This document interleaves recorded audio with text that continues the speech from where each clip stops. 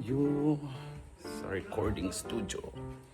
Madyan na, iba na nindo ako mag-recording.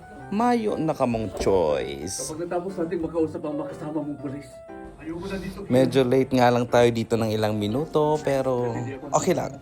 Hintay-hintay muna sa sunod na script. Kung may bangko sa basketball, meron din dito sa studio. Yan ang view ko sa likod. And it's my time to shine. Ma, lumapit ka rito at tingnan mo tong nasa ilalim ng kama niya. Ang pusa ni Bina, pinatay niya. Nilapan ng halimaw na to. Ito siguro ang dahilan kung bakit napakabaho at napakalansa na buong kwarto niya. Kasi kumakain siya ng hayop. Walang awa. Diyos ko, patay na pusa lang pala, Anton. Pusa lang yan. Baka naman naligaw lang yan dito tapos namatay. Huwag mo nga isisi lahat kay Melay. Pusa lang? Ma, pira-piraso ang katawan. Nilapa to at kinain niya. Sigurado ako. At sa ilalim pa mismo ng kwarto ng babaeng to nahanap. Paano mo pa rin siya nagagawang ipagtanggol sa kabila ng ebidensyang to? At pagkatapos nga naming makarecord ng dalawang scripts, snack time muna. Meron diyang pansit bihon, piyaya at maha. Oh, sobrang sarap. Dala yan ni Ma'am Imelda, ka-co-voice actor ko. Siyempre, first bite sa'yo. Bali, mapapakinggan nyo nga kami sa mga YouTube channels ng Kwentong Takip Silim, Aswang Diaries, Aswang Confessions, Sitio Pangil, Aswang Radio, at yung bagong YouTube channel namin ay ang Miss and Mr. Love Tagalog Stories. Ma, sumagot ka naman oh. Buksan mo tong pinto. Anong nangyayari dyan sa loob, ma?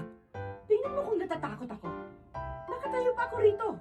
Kanina pa sana ako nagtatakbo palabas. Ano bang ibig mong sabihin?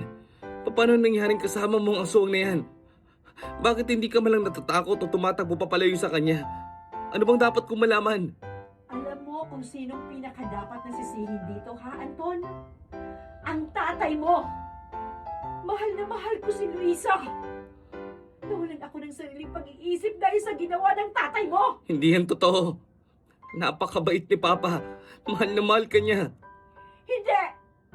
Si Luisa na ang hindi na nakakakilala at nagmamahal sa akin! And lunchtime na. Yes, lagi na ng pagkain talaga nakikita nyo dito. Kaya pwede nyo akong invite para mag-food taste. Munggo with boiled egg. Yan, healthy living. First bite.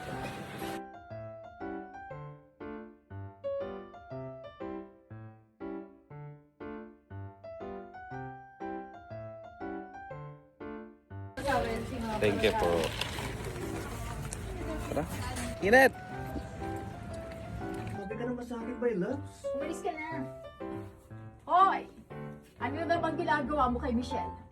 Butik, ano na naman ginagawa nitong gago na to? Isa pa yan.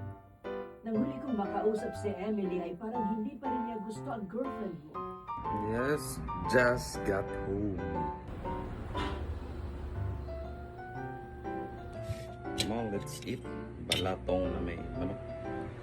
First bite.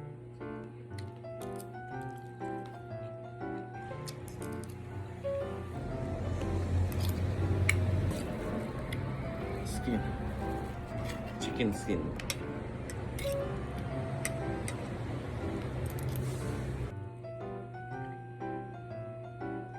Iba na ulit nindo ko sa sunod. No choice na kamo.